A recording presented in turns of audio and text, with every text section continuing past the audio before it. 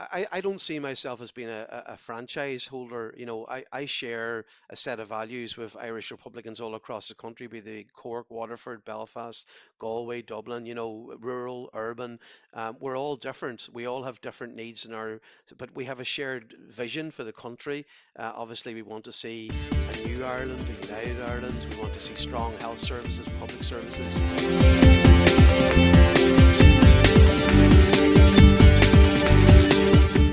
This is Here's How, Ireland's political, social and current affairs podcast, presented by William Campbell. Thank you for downloading episode 170 for the 18th of January 2024. No rant this time because we have a long interview with Pádraig McLaughlin of Sinn Féin, and I think it's worth giving you the whole thing pretty much unedited, apart from the odd cough on my part. Anyway, here we go. On the line, I have Sinn Féin's Chief Whip in the Dáil, Pádraig McLaughlin, TD from Donegal. Pádraig, if you look at the polls over the past couple of years, Sinn Féin is consistently 10 to 15 points ahead of both Fianna Fáil and Fine Gael. There's been a couple of times there where you're equal to the two of them put together. So that looks like at least a very strong possibility you'll be going into government. And I want to ask you about your approach to different issues because of that. One area that the current government, I think, has failed miserably on is the housing crisis. Some people on the left in Ireland say, in fact, there is no housing crisis, that it's a rental crisis, and the only problem is inadequate regulation of the rental market. On the other hand, there's research from the Housing Commission, which was reported in the Irish Times. It says that Ireland needs 62,000 new homes built every year until 2050. Which of them is wrong? Well, I think it's a combination. There's no doubt that we, after the financial crisis, failed to build particularly social housing. There was a period there of about 10 years where we just stopped building social housing. That has had a huge knock-on impact in that people who should have been housed were in the private rental sector. That has pushed up the cost of rent. So all of these matters are interconnected. I think the difficulty now, William, is that if you look at all facets of our society, if you look at multinationals who are trying to attract quality employees, if you look at schools, hospitals, across the board now, everybody we talk to tells us that the housing crisis is the most fundamental issue that we need to address. So you agree we need to build houses goodo? Yeah. Will Sinn Féin have a target for the total number of houses to be built every year when you're in government? Well, the target in terms of social... I'm going to be strict on you, Pádraig. Start with a yes or no. You can explain, but will you have a target or not? No, absolutely. Right now we've stated that the target for social and affordable is 21,000 homes. So, we've clearly categorised that. We've talked about 12,000 of them being social and then the remainder being affordable. And that's costed. We have very capable spokespersons in terms of Owen O'Brien in housing, Pierce Doherty in finance. They take what they do very seriously in target setting. So absolutely, and that's the scale of ambition required. Because the Housing Commission, which I think is correct, says 62,000 a year. We are somewhere between a third and a half of that at the moment. What number, if you were to average out over 5 years of a Sinn Féin government, what number would be a failure for Sinn Féin? That if it was below X number of houses built per year on average, what would be a failure? Well, you have two areas here. You have the responsibility of government to deliver public housing, so that's social and affordable, and then you have the private sector. And our job fundamentally in government is to deliver on the targets that we've set, which are 21,000 social and affordable. If you look right now, sure, but one way you could deliver that is by cannibalizing the private sector, and you end up with the same number of houses. And I think people who are getting well into their 30s, whose entire lives are on hold because they're living with their parents. They can't get married or start a household. They literally can't have children because they can't get the accommodation. They don't really care who built the house. What they care about is whether they get a house. And if you achieve that social and affordable target by just reducing the number of private builds, that doesn't really help anyone. Total number, what's the target? No, no, just to be clear now, Hmm. when we talk about the type of families that you're talking about, I mean, for example, the Society of Chartered Surveyors Ireland, in their recent report, revealed that in Dublin you'd have to earn €127,000 to be able to afford a basic three-bedroom semi-detached house, and I Hmm. think that's that has to be the basic home that we want for our families. Yeah. In somewhere like Donegal, it's €85,000, and I can tell you in Hmm. Donegal, very few families earn that type of money. So that's why we talk about affordable housing, intervening in building on publicly owned land, Sure, but doing hold that. on, for a second with that, Mark, because there's a whole number of different schemes, which are things like helping somebody to get a deposit together, or people suggesting that there should be some banking regulation whereby the rent that they're able to pay should be used to assess what mortgage they can pay, and people saying that they're paying more in rent than they would in mortgage. The thing that all of those have in common is that they rejig, perhaps they don't, but they rejig who gets the houses. If you essentially use a tax break or some other mechanism like that to give Johnny a leg up to buy the house, what that means is that he's able to outbid Mary. That's essentially what's happening. And that is a zero-sum game. And I would be enormously critical of people like the housing minister, O'Brien, who is essentially tweaking with these. And they may be populist, and there may be people out there who said, well, I couldn't have bought the house unless I got this grant or that grant. But the bottom line is that averaged across society, what that actually means is just that people are able to go further into debt to buy the house. The sum of the individual solutions is different to the total solution. Would you agree with that? Yeah, I think that there's no doubt that Darrell O'Brien's approach in putting in place these various schemes for first home buyers, he was warned about this, that it Mm-hmm. would drive up housing prices, and that has been proven absolutely correct. If you look now across Yeah. Europe, If there's 100 houses and 110 people, and the 100th person has X amount of money, that's the 100th person gets the house and the 101st doesn't. If you give everybody 20 grand more, what you've just done is you've put up the price of every house by 20 grand, and there's no other difference. And that's essentially just a taxpayer money going straight into the pockets of developers. Will you commit to abolishing those schemes? yes, I mean Owen O'Brien, our spokesperson, has been deeply critical of that. And as I say, if you look at the landscape now across Europe, Mm-hmm. the rising interest rates have meant that house prices have come down pretty Mm-hmm. much all across Europe, Mm-hmm. except in Ireland. And I think that's the approach of Darrell O'Brien has failed in this regard. Our approach is to focus on genuine, affordable housing Mm-hmm. and cost rental and key targets to deliver that. So what we're saying is if we get the opportunity to be in government, we will undertake the biggest programme in the history of state. We have a big focus in that area of social and affordable and cost rental. Okay. Can I give you a compliment?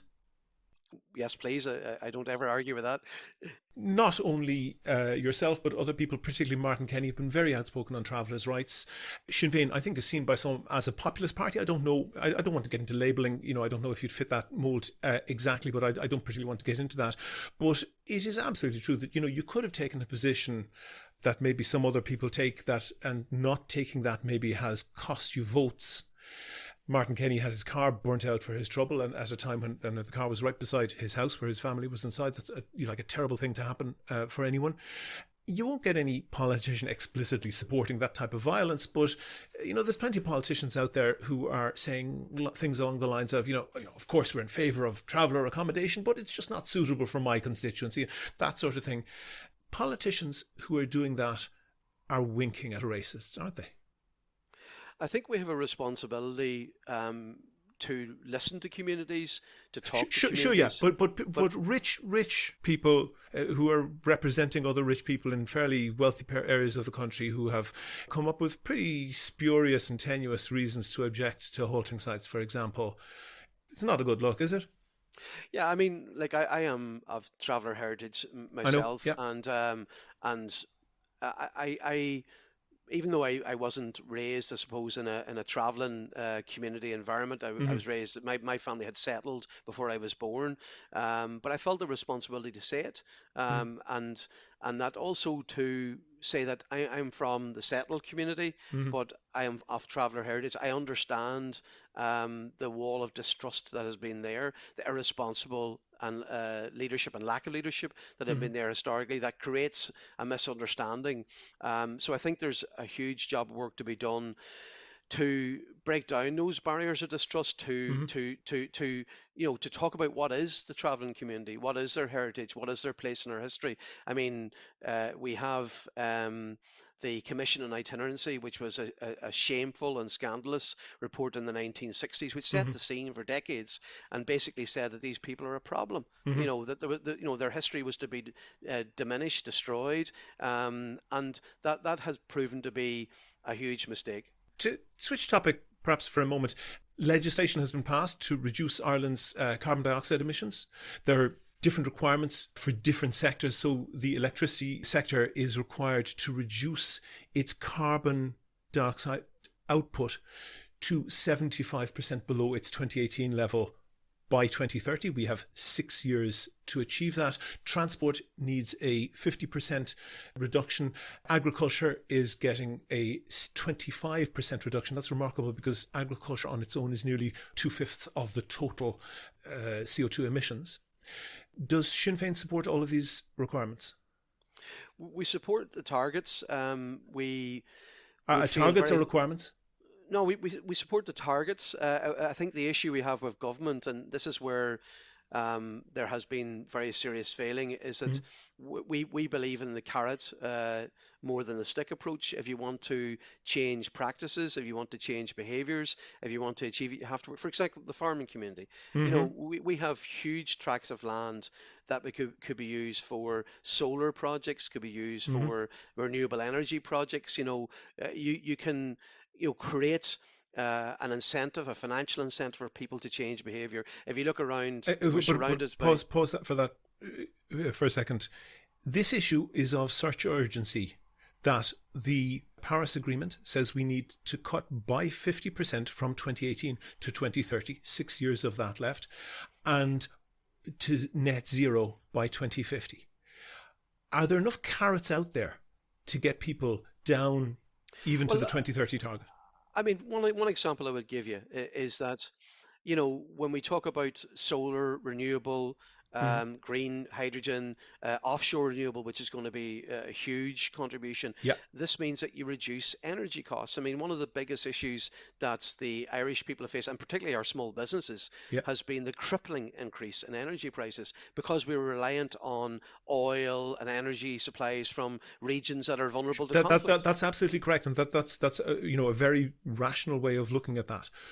But is it possible to have our CO2 output 2018 to 2030, we're halfway through that now, only with carrots? Are you seriously saying that there is no compulsion needed? I think that the problem is, I mean, I'll talk as a Donegal man. Mm-hmm. If you talk to a family here locally and you say, we need you to meet your responsibilities, Mm-hmm.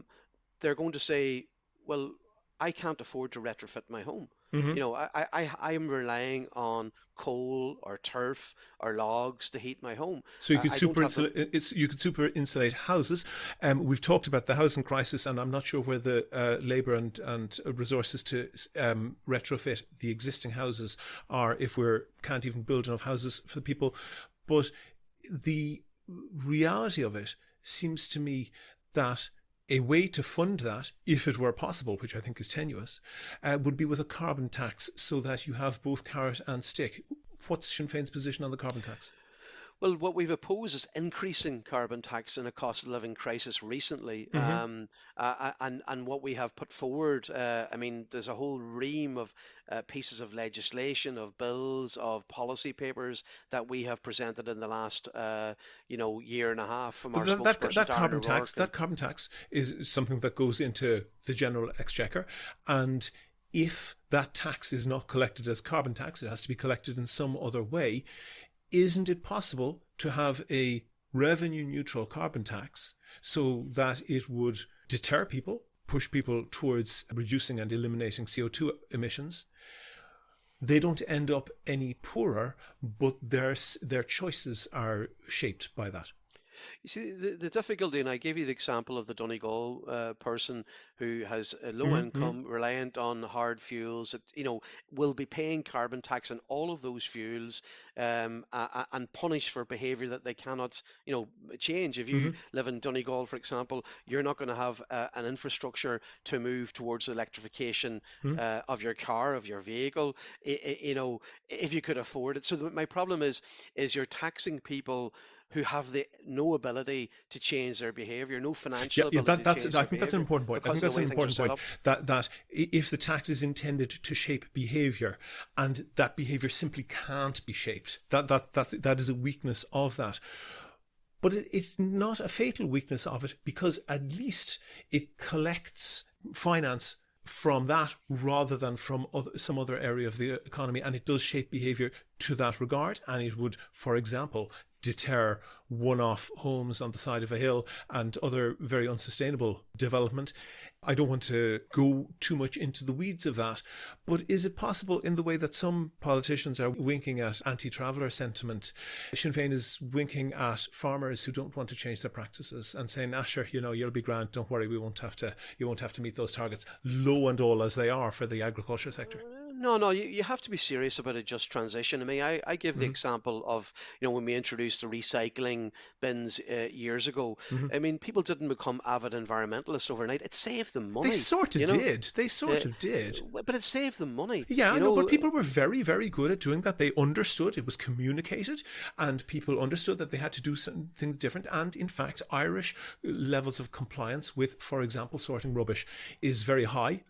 I think perhaps if you are paying more for the black bin, then you are more motivated to sort things, not throw in the black bin things that shouldn't go in the black bin. But I don't want to get too. I have a few topics that I want to go through, so I don't want to get too deep into the weeds on any of them. I mentioned there that Sinn Féin has taken, sometimes a courageous positions on some issues. And Sinn Féin has been, I think, partially, but only partially correctly, been compared to some of the maybe right-wing populist parties on the continent. I think there's a partial validity to that, but I wouldn't say that they map exactly. But the one thing that I think is relevant there is that the demographic of people who vote for example, the AfD in Germany and for Rallye National, the former National Front Party in France, the demographics are very, very similar. And would you be fearful that one of the reasons that Sinn Féin is successful on that is because you haven't been tested? Those parties, AfD, National Front, are up against incumbent parties who have perhaps a more left-wing outlook, but have been in power. Sinn Féin might have that more left-wing outlook, but it hasn't been in power. Do you think that there are people on the sidelines who are just biding their time and thinking, okay, well, we don't get that vote from that demographic now, but give Sinn Féin a couple of years in power and get a bit of disillusionment, and we'll be able to go into those type of communities and with that type of demographic and get a significant vote for perhaps hard right policies? Is that a danger? Well, I think in Ireland we've been fortunate, uh, perhaps uniquely in Europe, not to have a strong hard right political party Mm-hmm. established here. But it's important for all of us not to be complacent, and it's important to listen to the concerns of communities. I mean, my approach to politics, and I know it's the approach of my colleagues across Sinn Féin, across the island, is to identify the problems that our society faces and try to come up with solutions. And as I said earlier, we've been fortunate, particularly with the likes of Owen O'Brien and Pierce Doherty, Mm-hmm. who are very, very focused You're on name problem checking them, you solving. know that they're popular. Yeah, but in fairness, like they're very serious people, in terms of what needs to be done. I mean, Pierce Doherty, as our finance spokesperson for years, has focused on a costed alternative budget. Mm-hmm. So everything we say we will do, we provide evidence of where we'd find the money for. So if we say we're going to deliver 3,000 hospital beds over the next 3 years, we demonstrate where the money comes. If we say 21,000 social affordable housing, we show where the money comes from. So there is a responsibility. So for me, it's straightforward. We may get our chance after the next election, the people of Ireland will decide. And one huge area for us is going to be housing. We are absolutely determined to turn around the housing crisis. Health, of course, climate, just transition, energy independence. They're the key areas. And of course, pushing on for a United Ireland. Okay. And just at a personal level, how are Sinn Féin politicians different from politicians from other parties?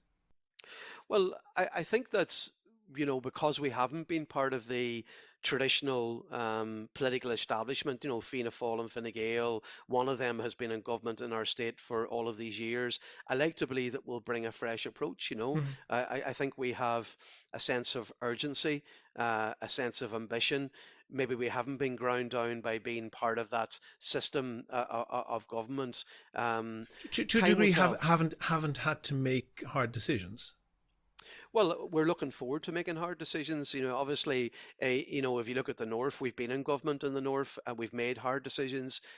We've reached across huge political divides there. But I'm around. I'm a public representative, William, for over 20 years. Like, I do not want to sit on the sidelines anymore. I want to be in government. I want to give Sinn Féin the opportunity Okay. to change the issues that are of importance all across the country. Okay. One thing that I know is just at a personal level different for Sinn Féin representatives is that there's a number of undertakings that candidates are required to sign before they're made officially Sinn Féin candidates. One is to covenant a pretty large whack of your salary to the party, which makes the party quite rich.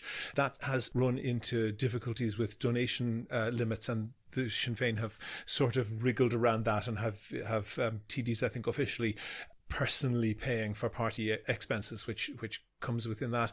Sinn Féin, I think representatives or candidates also sign an undertaking to resign their position in certain circumstances if they leave the party or if they're expelled and so forth. And those things absolutely don't happen in other parties.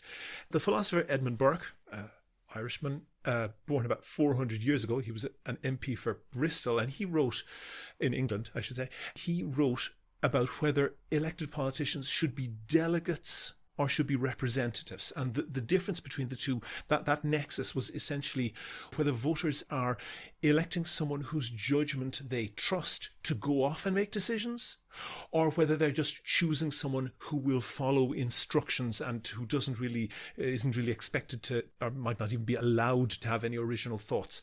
Obviously, all politicians end up being a mixture of those two types. But would it be fair to say that Sinn Féin TDs are fairly far towards the delegate end of the spectrum compared to other parties? No, I am a passionate and proud Donegal man. My job as a TD, a delegate from my people, a representative of my people, is to go into the Parliament and represent their real lived experiences to try and improve their lives. Sure, but any sort of freelancing is pretty sharply dealt with by Sinn Féin, isn't it? No. I mean, what I would say to you is, I suppose I always compare it with a football team. I mean, if you ever want to achieve anything in life, you have to have discipline, you have to have a shared goal, a sense of the team, a sense of cohesion. And I think that is part of our success, is that we have had people who all across, be they councillors, TDs, MEPs, Sure, I'm MPs, not disputing that, but compared to different parties fall on different, if you make that spectrum between delegate and representative, different parties will fall in different spots on that. I think it is fair to say that Sinn Féin is maybe a bit closer to the delegate end than most of the other parties. No, I think we have a discipline about what we do. We take what we do very seriously. Yeah. We obviously. I mean, it's not necessarily an accusation, but in comparison to other parties, that is the case, isn't it? Well, I would say this. You can call it dismay. You can represent it positively. I'm not saying it's a negative thing necessarily. I don't see myself as being a franchise holder. I share a set of values with Irish Republicans all across the country, be they Cork, Waterford, Belfast, Galway, Dublin, rural, urban. We're all different. We all have different needs but we have a shared vision for the country. Obviously, we want to see a new Ireland, a united Ireland. We want to see strong health services, public services, so we have a shared vision. I'm very proud of how we carry out our approach. I mean, I'm the whip for the Sinn Féin party in the Dáil, and I have to say You're probably the last person who would admit that in that case. Yeah, look, it's not a hard job. But, the people I work with share our vision, our dream of what we want to do, Okay, and we I just go understand. about I doing understand it. that because one thing that is notable is that Article 4 of Bunnock and Heron talks about ministers and their duties, and there's also the Ministers and Secretaries Act from literally 100 years ago, and this says that ministers are accountable and answerable only to the Dáil, and it would be unconstitutional for you could well end up being a minister in the next Dáil or any other Sinn Féin minister to put yourself in a position where you have to get permission from your party to carry out any of your ministerial duties. You're aware of that, I'm sure. And the reason I'm asking this is because you'll be aware, your party colleague, Martino Muller, was the finance minister in Stormont. In January 2017, he wrote an email to a person called Ted Howell asking him, and the quote is, "Would you be content if I were to sign off the business plan on Wednesday afternoon?" So he was asking Ted Howell about enacting a particular policy decision that it was O'Mullore's, the minister's responsibility to take that decision. And that email was not sent on the regular departmental or ministerial email account. It was, sent with like a Hotmail, Gmail type account. We only know it exists because it was uncovered by the independent inquiry into the Cash for Ash scandal.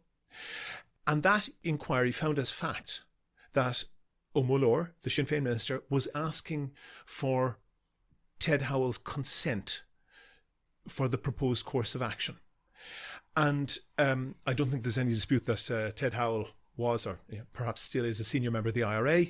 O'Mullore was the finance minister. He told the inquiry that he was just asking for Ted Howell's advice.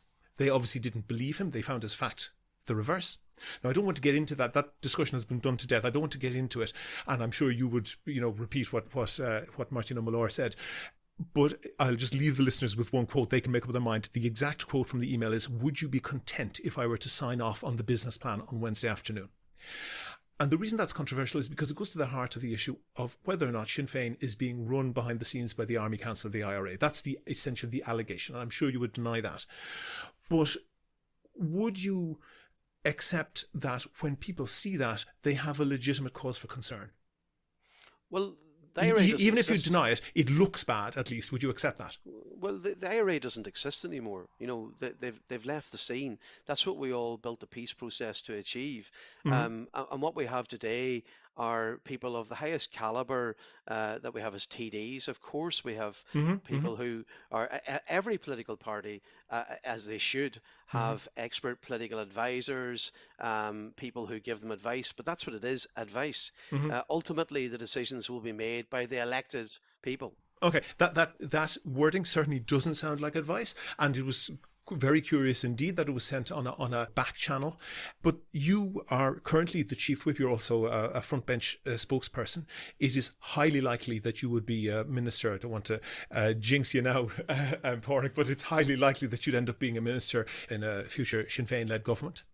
And I think the question that needs to be asked is, would that nexus where you are both a party member and a senior party member and a minister, would that two-way relationship be substantially the same for ministers in the government in the South as it has been in Stormont, for Sinn Féin ministers in Stormont, or would it be likely to be different? Well, just to be clear, nobody tells our ministers in the North what to do. They make the decisions. They're elected by the people. They make the decisions. And nobody will tell our ministers, if we're elected into government in Dublin, what to do. The elected ministers will decide. Would you accept, given Article 4 of the Constitution, that, which of course does not apply to Stormont, but if that communication had been made by a minister in the South, in the government and the Republic, that would certainly be a prima facie case that was a breach of that constitutional requirement? Well, people can take whatever interpretation they want out of the communication between Martin O'Muller and Ted Howell. Yeah. They can take whatever interpretation. What I'm saying to you very clearly is that Sinn Féin ministers elected across the island of Ireland, obviously there have been elected in the north. Hopefully there will be in due course in the 26 counties to the Dáil and to the Oireachtas. That they will make their own decisions. And to be absolutely clear, I'm going to name check them again. Does anybody believe Owen O'Brien or Pierce Doherty would be told what to do by anybody? I mean, these are people. Mary Lou McDonald, hopefully will be the next Taoiseach. Mary Lou McDonald doesn't get told what to do by anybody. Mary McDonald is a woman of the utmost ability. She's had a couple of curious U-turns, but I'll leave that aside. But I want you to return, and my question is very precise.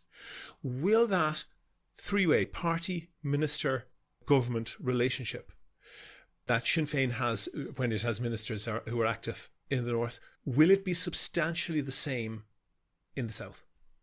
Well, just to be clear, we will put our manifesto. Yeah, but start with but start with the yes or a no.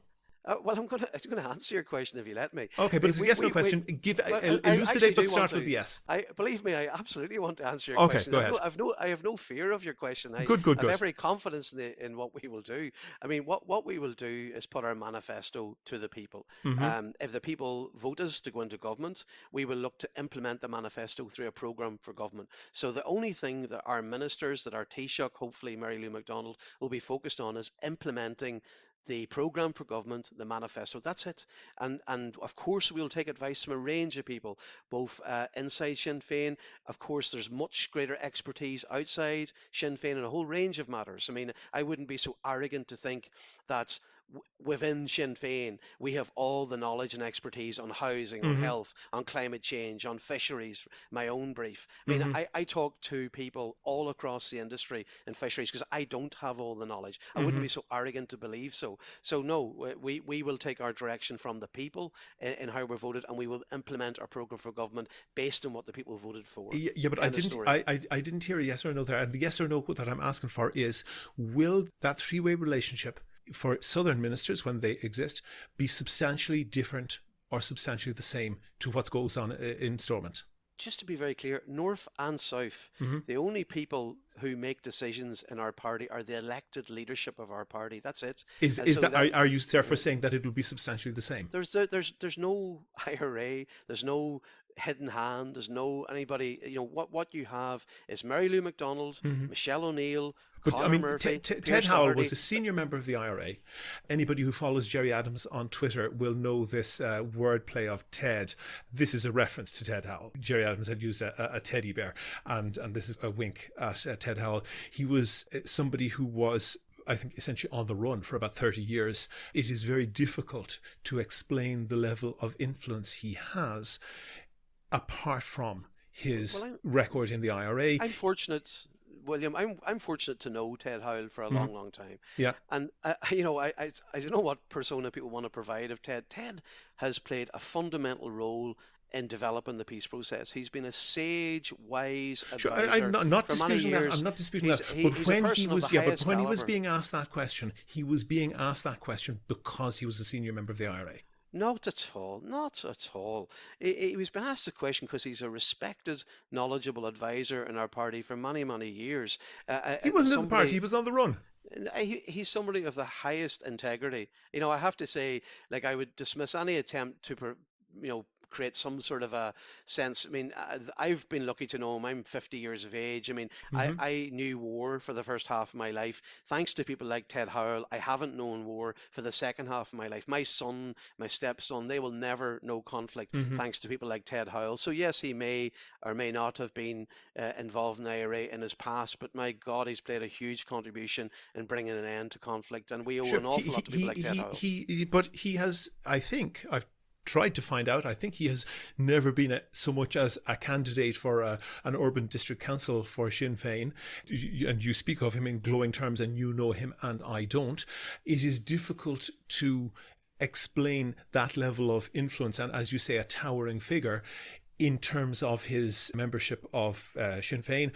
I'm sure he might be a member of the local golf club or the church choir, but he was, it would seem to me, answering that question in his capacity as at least a senior former member of the IRA. Not at all. It is Not difficult to at all. explain. Not at all.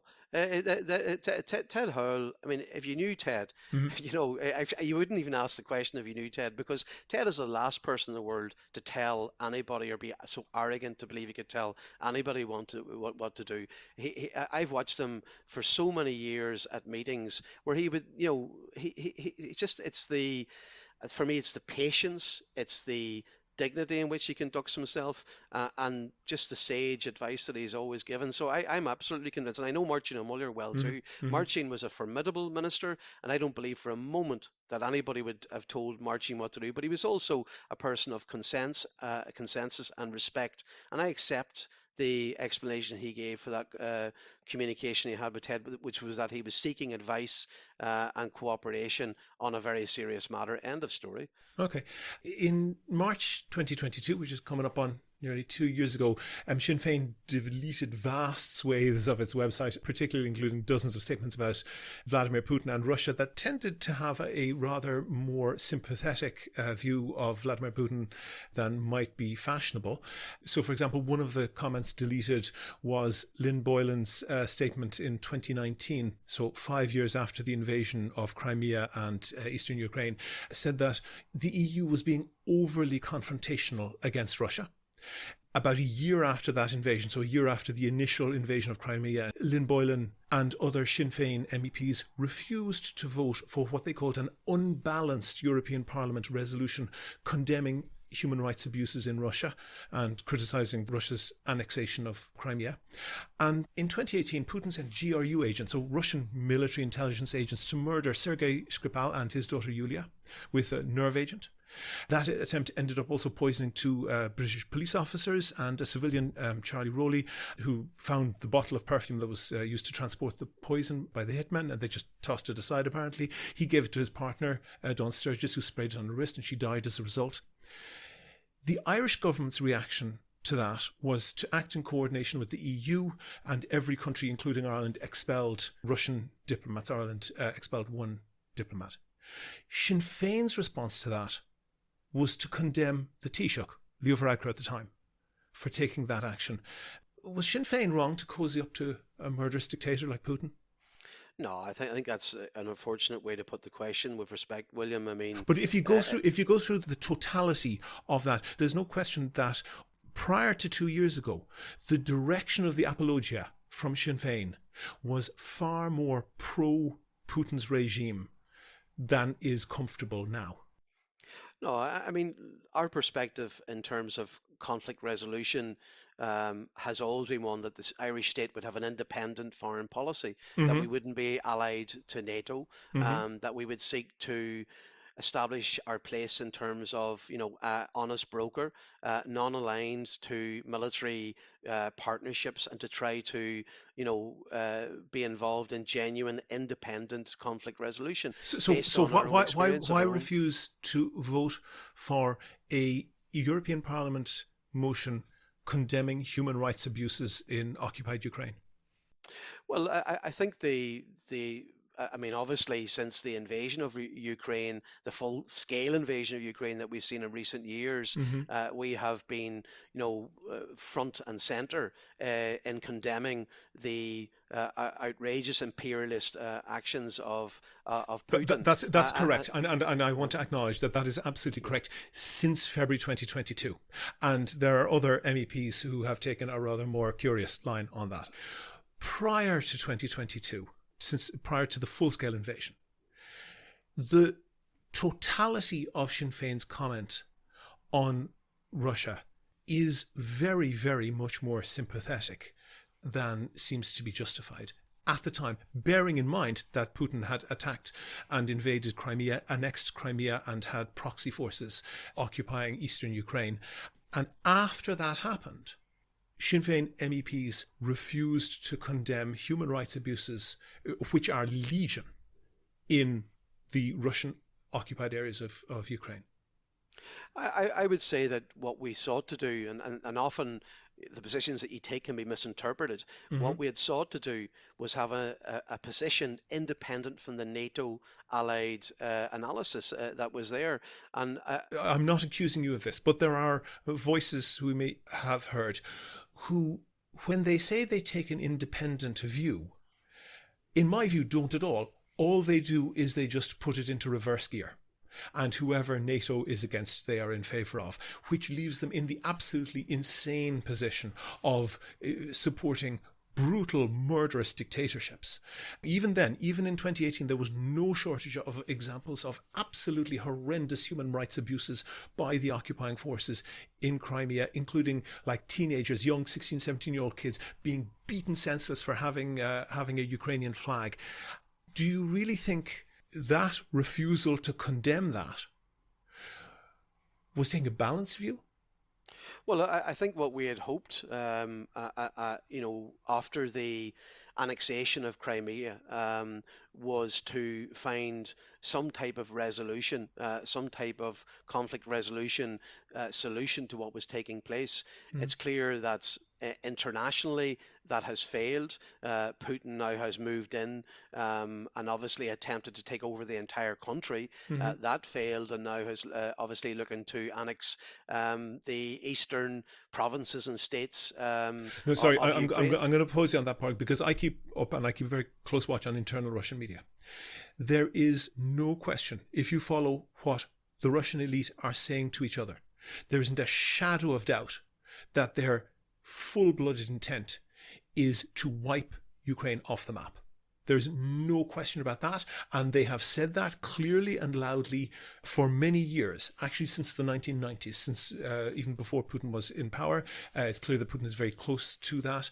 Putin has, for example, exhumed a Nazi-supporting white Russian, let's say Tsarist Russian general who was buried in exile in Switzerland, who was a strong supporter of the fascists in Germany, having been exiled from the communist Russia. Putin had his body returned and was unsatisfied with how grand the mausoleum that he was being buried in, and allegedly Putin personally paid for a far grander burial place for this guy. Ivan Ilyin is his name. That is not the type of regime that you can deal with in terms of conflict resolution, is it? Oh, and I think where we're at now is we're in a very, very bad place, not just in terms of Russia, Ukraine. Yeah, Obviously, but yeah, the hints were coming. So, for example, at the time that your MEPs were refusing to condemn human rights abuses, the human rights abuses were, for example, local Putin loyalist leaders in places like Chechnya declaring essentially that open season on gay and lesbian people, that gay and lesbian people could be murdered without any judicial process whatsoever by their security forces. Seriously, William, Yeah. if you look at the response of the European Commission leadership, of many European leaders to the slaughter in Gaza, like, do you think there's consistency in foreign policy No, absolutely globally? not. But I'm holding you to a higher standard, and I will and I have tackled them on But that when I speak to them. your challenge to me is that we didn't follow the European consensus. No, no, I no. mean, My what? challenge to you is that your MEPs refused to vote No, for no. a resolution condemning those human rights abuses. And we may have been wrong, we may have been naive, but we had hoped for an approach that could resolve the conflict, the annexation of Crimea, the threat to Ukrainian sovereignty. That was our hope. We had a disagreement with I suppose, the NATO point of view Hmm. in relation to that. That's it, and a story. But I can tell you that when we seen very clearly Russia's intent, undeniable intent now at this stage, we have not failed for one moment in challenging and standing up and supporting the international consensus, which is, around sanctions, around That's true. isolating Russia. I would accept So, that yeah. since February So we want 2022. consistency now I would accept when that. it comes to That's correct. Gaza and the Middle East and the various other conflicts across the world. And Yeah. that's part of the problem. I think you would agree, William, is that if you look at the West, what Mm. is termed the West, Europe and North America, the traditional leadership that's there, unfortunately, because of their lack of consistency, I think they've undermined their standing in the Yeah, world. that, You that's now have that's entirely emerging. true, and I will put that to them when I speak to them. But I will put your potential inconsistencies to you when I now that I've got you here. And usually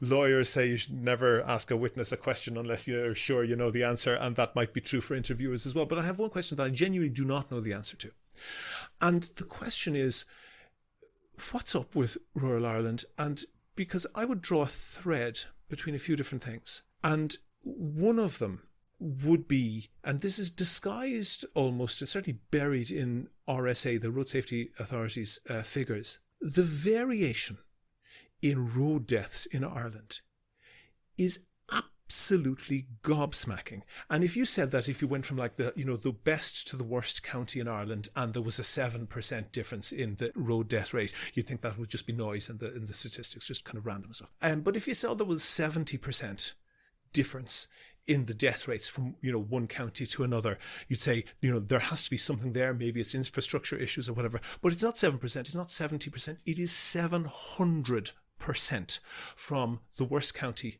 to the best. So if you take essentially the Pale, if they were an independent country, they would actually have the best road safety record on earth. Places like Donegal and other border counties have horrendous death rates that are akin to third world countries. In fact, if you die on the roads in Ireland, you are almost certainly in a BMW, not a BMW car, but the borders, Midlands and West. It is an absolutely enormous difference. In addition to that, if you look at the demographics, it is overwhelmingly male. And if you think that, for example, if you're in a car accident, one reason you might be in a car accident is because you're careful and you crash into something. But of course, you might be not careful and something crashes into you. And that second situation, of course, is largely random. An idiot doesn't discriminate on who they crash into. And for that to leave an enormous bias in the statistics, about 70 or 80% male road deaths, very heavily concentrated in the under 35s. There has to be, I think, a sociological explanation there. And I'd throw in two other things as well. There is exceptionally tragic events, what are called family extinction murders. And that phrase kind of explains itself. And we have quite a few, too many to talk about, but typically where almost always male, perhaps head of household, kills themselves and the entire family. There's a very high correlation between these very high road death rates and those family extinction events. And there's other sort of rejections of authority, and you'd think of the former Quinn companies in Monaghan, Cavan and Fermanagh. And, you have a situation whereby, okay, Quinn, he gambled and he lost his company. He tried very hard to hang on to his money, and I won't comment on that further on legal advice. But the fact that you have huge public campaigns which are based on some sort of grievance culture that in some way them fellas up in Dublin are responsible for this, and all the way up to kidnapping and torture of one of the executives. To me, all those things might be entirely unrelated, but it does seem like there is a sociological difficulty with young males in BMW counties, quite rural areas. Do you have any, you live in Donegal. Am I connecting things that are entirely unrelated? Well, I'll tell you a story. If you go back to the 2000s, there was a period in the Inishowen Peninsula, which is a population of about 40,000 people, where we had lost 25 young people under the age of 25 in 18 months. I'll say it again, it's astonishing. Yep, 25 young people under out, age out of 25. what population? 40,000. Okay, 40,000. so that would be vastly more than all of the road deaths in Dublin, population well over 1 million. So you're going back to the 2000s, about 20 years ago, okay? But the reason why I say that is there was then a concerted effort with the Road Safety Authority, with local authorities, the councils, particularly aimed at young people, and that was hugely successful. We actually got road deaths in Ireland down to some of the lowest in the world in recent years. No, it is the lowest in the world because you're mixing up two different areas. One is the urban east, essentially, with phenomenally low levels, and I other know, but look at the areas road with infrastructure with respect. I mean, if you compare the road infrastructure in the west of Ireland, and I mean, for Wicklow God's sake, and rural Wicklow. to well, if you compare it to certainly the Pale, as you referred to earlier on, there's No, no no, but this is comparison. awfully rural Wicklow. Those would go into my Pale thing, and they have not one of the lowest, they have actually the lowest road death rates in the world. Ireland does well because one of the, I suspect, tricks of the RSA is that they publish the number of road deaths per county without adjusting it for the massive differences in population. So when you see Roscommon having roughly the same number of road deaths as Kildare, you don't immediately think that Roscommon has perhaps an eighth of the population of Kildare and therefore has 8 times higher rate of road deaths. There has to be something else going But on there. I mean, without, because I mean, obviously last year we seen an increase in road deaths, and Yeah, that's devastating for people who work so hard to get them down. But I'm saying to you that if you look at the level of road deaths in Ireland in the decades that have gone compared to certainly recent years, there's been a huge success here, a huge success there has been, in yes, there's been in turning big, it big, around. big Huge cuts, success. but that doesn't explain the enormous disparity. Well, all I can say to you is that if I'm driving on the roads in the west of Ireland, I mean, I know because we've campaigned for years to have equality of access in terms of motorways, rail connections. You know, I mean, to get by in places like the west of Ireland, you have to have a car. Yeah, Like that's you true. just I have agree. to, so I don't think it's a fair comparison with respect. I Well, mean, but I mean, I'm not trying to be fair. I'm just trying to wonder: is there a sociological issue there I that? think there was an issue. I mean, certainly, there was I suppose, the fearlessness of youth. There was a need to educate young people that this is just tin. Like when you're Yeah, driving yeah, yeah. at speeds of 60 miles plus Yeah, but per I mean, those hour, are engineering issues. Those are, law enforcement but issues, which are a big issue as well. but it worked, it worked. And I want to give one example, William, because this is powerful. The Road Safety Roadshow, what was that? That was basically people who were ambulance drivers, Gardaí, surgeons in hospitals doing a play that was really hard hitting about the reality of what happens when something goes wrong on a road. And then it ended up with somebody who was in a wheelchair, paralyzed by a road accident. So we were really punching people hard. The ads on TV, you've seen them all. We were really hitting hard with people who had lost their children in road accidents. That's still now being pushed again, thank God, and to try and get people. So there's no room for complacency. But I wouldn't describe it as a sociological problem, but there's no room for complacency. And I can speak with authority about this. I've seen disastrous levels of road deaths in my own community 20 years ago that aren't there today. But unfortunately, there are people dying again, and we need to go back at it again. Absolutely. Okay, going back about 2 elections ago, Sinn Féin, in their wisdom, ran 3 candidates in Donegal, and that had an unhappy outcome for you, and you lost your seat. I'm sure that might not be the best memory for yourself. And then perhaps the analogy is that a cat who sits on a hot griddle will never sit on a hot griddle again, and will never sit on a cold griddle either, just in case. And that was seen in the last election when Sinn Féin clearly ran far too few candidates and left a whole load of seats essentially on the table. You've seen the outcome of the constituencies commission. Are you going to take a few risks? Yeah, I mean, we're going to run the maximum number of candidates that we sensibly can. Like in Donegal, we'll run 3 candidates, and this time, obviously, we'll hope to elect 3. You could argue, based on our result in 2020, that we may You have would been have able got, to yeah, elect you would have 3 got it. at, Yeah. at that time. So no, absolutely. And one of the criticisms that people have had has been, why did you not run enough candidates in 2020, which is legitimate. Now, as you know, in 2019, we did a pretty awful local election, a European election. We couldn't have known in the middle of 2019 that in about 7 months' time we were going to have 25% of the vote, going from 9% of the local to 25% in the general. So, but we will run the maximum number of candidates and try to elect as strong a team as TDs as we can. I'll tell you a very brief story. When I was at the RDS count at the last election, and as you do, you chat to kind of various people randomly at these things, and I was 2 Sinn Féin, I guess, canvassers, one maybe in his 20s, one possibly a guy in his 60s, and the younger fella brought up a tally sheet on which Sinn Féin had gotten a pretty decent vote, and I will redact the language slightly, and he said, look, that we were told not to canvass that street where that box had come from, and he was asking the older man what's going on there, and the older guy, I think, probably correctly said that Sinn Féin had a database and they had been flipped out of it by every house on that street when they had canvassed maybe 10 or 15 years previously, and that's why it was in the database, not even to bother canvassing that street. My analysis of that, which I shared with them, was that the people who flipped them out of it had their kids still living at home 15 years later, and it was the kids who were, and still living at home with their parents, who were voting for Sinn Féin as essentially kicking against the system. You have, as you said, swung around pretty wildly. 9% literally less than 5 years ago, probably something like 4 times that, maybe in the elections coming up if polls are correct. Are you afraid of disappointing people? I think that you have to, you have to, as I said, I've been around 20 years now, and I don't want to sit on the sidelines. I want to go into government. And yeah, that means, and I'm conscious that we may not succeed. I'm not arrogant enough to believe, I don't have this absolute belief, but I know that we have a good heart. I know that we have good plans.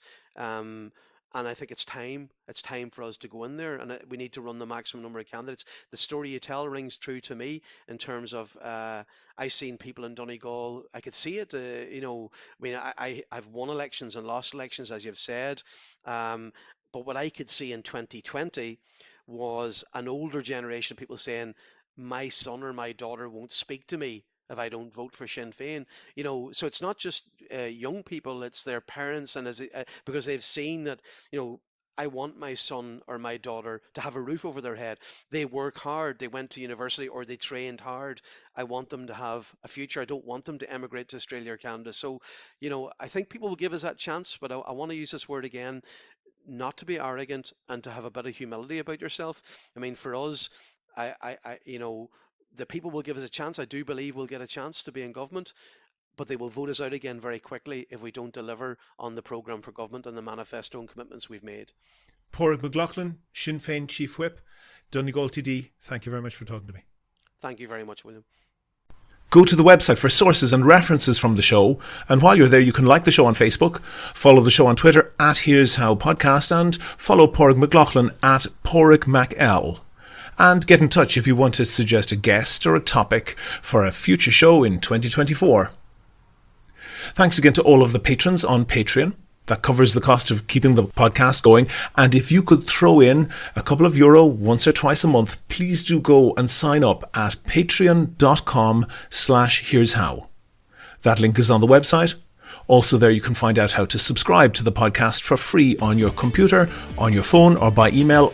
All that information is at www.here'show.ie. The Here's How podcast is produced and presented by me, William Campbell. The co-producer is Kevin Wolf. Thank you for listening.